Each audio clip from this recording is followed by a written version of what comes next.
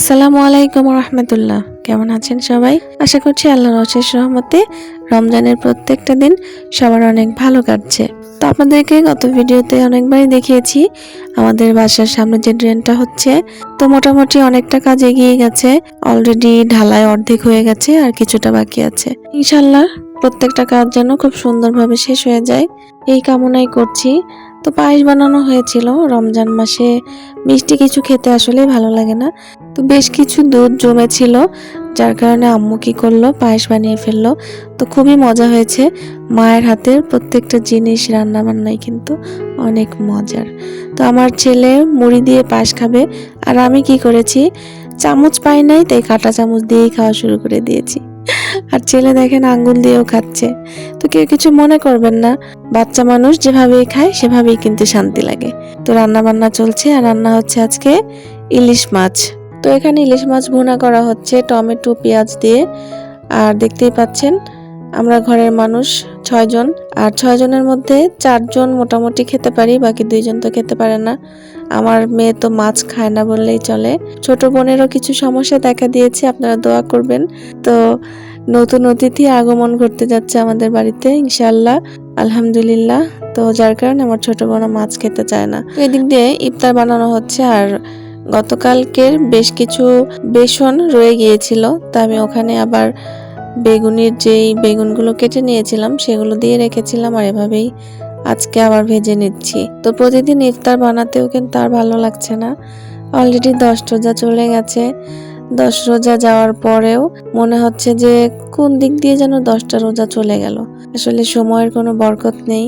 তো বেগুনি বানানোর পরে এখন বানানো হচ্ছে পেঁয়াজু। তো বেগুনি পেঁয়াজু এটা প্রতিদিনই আমাদের বাসায় চলে। আমরা আজকে ইফতারের মাঝখানেও চাচ্ছিলাম যে নতুন কিছু খাবার দাবার আসুক। আর আমার ছোট বোন সামিয়ার হাজবেন্ডও আজকে অফিস থেকে তাড়াতাড়ি বাসায় এসেছে।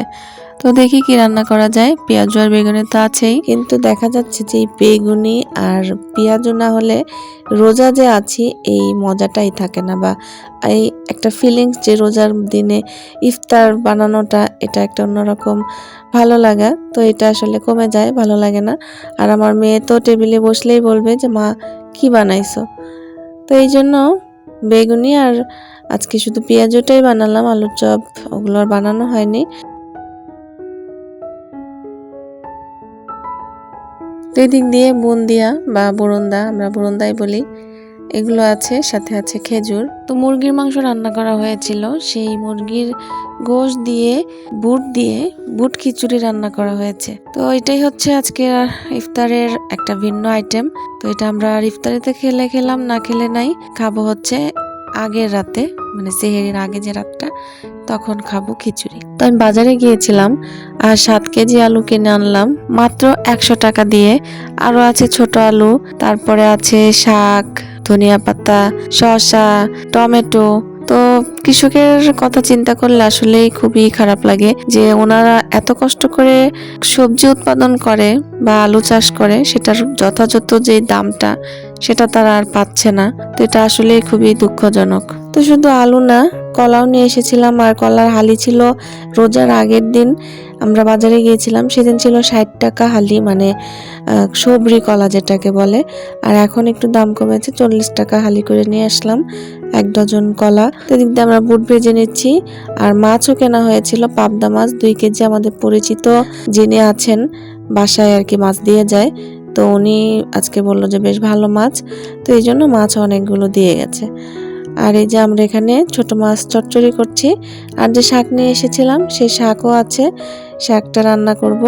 আর এখানে মুরগির তরকারি, এটা গত দিনের মুরগির তরকারিটা, ওই যে বললাম না খিচুড়ি রান্নার মধ্যে দেওয়া হয়েছে, তো ওই মুরগির তরকারিটাই। আর আমি আজকে একটা অন্যরকম আইটেম বানাতে চাচ্ছিলাম, যে পেঁয়াজু আর বেগুনি তো আছেই, সঙ্গে একটু অন্য কিছু থাকুক। তো সেটা কি করেছি, মুরগির সলিড কিছু পিস ছিল, ওইটার সঙ্গে সেদ্ধ আলু, সঙ্গে ধনিয়া পাতা, গরম মশলা, আরও যে যে মশলা আমরা ব্যবহার করি সব কিছু দিয়ে ব্লেন্ড করে একটু চাচ্ছিলাম যে নাগেটস টাইপের কিছু বানাতে, কিন্তু ওরকম পারফেক্ট হয়নি। তারপরেও খাওয়া গেছে, আমরা নিজেরাই বাসায় খাবো। তো অনেকটা আঠালো হয়েছে, এর কারণ হচ্ছে আমি মুরগিটাও একদম সেদ্ধ করে নিয়েছিলাম, সঙ্গে আলুটাকেও। আলুটা যদি সিদ্ধ না করতাম তাহলে হয়তো এতটা নরম হতো না, মানে এটা আমার ধারণা, কেন এরকম হয়েছে বুঝলাম না। তো একটু চালের গুঁড়া না দিলে এটা কোনোভাবেই শক্ত হচ্ছিল না, কারণ এটার মধ্যে আসলে অ্যাকচুয়ালি পাউরুটি দিতে হয়। তো আমি আসলে বাসায় পাউরুটি ছিল না, যার কারণে আর ওটা দিতে পারিনি। তো অতটা পারফেক্ট হয়নি, কিন্তু খেতে ভালো লেগেছে, খাওয়া গেছে। এরকমভাবে ট্রাই করলাম। তো মাঝে মাঝে এরকম আন্দাজে মাথায় একটা আসে। তো আমি কখনোই পারফেক্ট প্রথমে রান্না করলে বা চেষ্টা করলে না ওরকম পারফেক্টটা হয় না। 2-1 দিন করার পরে ধীরে ধীরে একটু ঠিক হয়। এটা আমারই সমস্যা হয়তো বা। আপুদের রান্না বান্না দেখলে সত্যি আমার খুবই আফসোস হয় যে আমি এত ভালো রান্না আসলেই করতে পারি না এখনো। তো যাই হোক, এদিন আমি একটু শেপ দিয়ে নিচ্ছিলাম, আর শেপ দেওয়া হয়েও গেছে, কিন্তু অনেকটাই নরম হয়েছে। তো এটাকে ডিম এবং বিস্কিট ছিল, টোস্ট বিস্কিট, ওইটাকে গুঁড়া করে নিয়েছিলাম। যেহেতু বাসায় পাউরুটি ছিল না, থাকলে তো ব্রেড ক্রাম্বটা করাই যেত। তো এই কারণে আমি বিস্কুটটাকে গুঁড়া করে নিয়েছি এবং এই যে একটু একটু করে ভেজে নিচ্ছি, অল্প আছে। যাই হোক, ভিডিও দেখতে দেখতে যারা এই পর্যায়ে চলে এসেছেন অবশ্যই একটা লাইক দিতে কিন্তু প্লিজ ভুলবেন না। অবশ্যই সুন্দর কিছু কমেন্ট রেখে যাবেন।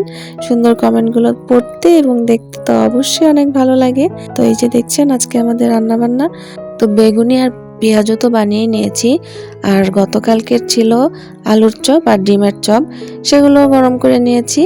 আর এগুলো চুলার নিচে রেখে দিয়েছি যাতে মচমচে থাকে। আর এখানে এই যে যে নাগেটসগুলো বানালাম একদমই নিজেদের মতো করে, তো এটাও ভেজে নিয়েছি। তো রোজার মাস, কোরআন তেলাওয়াত তো করতেই হবে। আমি গত বছর কোরআন খতম দিতে পারিনি, আব্বুর সঙ্গে একসাথে কোরআন তেলাওয়াত করতাম। আব্বু এক খতম দিয়ে আবার আরেক খতমের জন্য প্রস্তুতি নিত, কিন্তু আমি খতম দিতে পারিনি। আমি 12 পাড়ায় এসে আটকে গিয়েছিলাম। এই ইউটিউবে এসে প্রথম লাইভ শুরু করেছিলাম রোজার মাসে, কারণ অলরেডি আমার 3-4 মাস হয়ে গিয়েছিল, আমার 50 জন সাবস্ক্রাইবারও হয়ে গেছে। তো লাইভটা শুরু করেই দিয়েছিলাম অনেক সাহস নিয়ে। তবে ভুল হয়েছিল, রোজার মাসের পরে করলে হয়তো ভালো হতো, কারণ আমার কোরআন তেলাওয়াত করাটা অনেকটা পিছিয়ে গিয়েছিলাম। তো এই বছর আর আব্বু নেই, আর আমি কোরআন খতম দেওয়ার জন্য পুরোপুরি প্রস্তুতি নিয়েছি। আল্লাহ যেন আমাকে কবুল করে নেয়, আমি যেন এবছর কোরআনটা খতম দিতে পারি। আর সবচেয়ে বড় কথা কি, কোরআন খতম দেওয়ার থেকে অর্থ বুঝে বাংলায় পড়াটা সব থেকে বেশি গুরুত্বপূর্ণ। কিন্তু এবছর আর বাংলা অর্থ পড়ে খতম দেওয়াটা সম্ভব হচ্ছে না। তো অলরেডি আলহামদুলিল্লাহ 16 পাড়ায় চলে এসেছি, আর আজকে 17 পাড়াতেও ইনশাল্লাহ আসার প্রস্তুতি নিয়েছি। তো আমি কোরআন মাজিদ তেলাওয়াত করতে থাকি। আপনারা সবাই ভালো থাকবেন, নিরাপদে থাকবেন। রমজান মাস সবার ভালো কাটুক এই কামনায় বিদায় নিচ্ছি। আল্লাহ হাফেজ।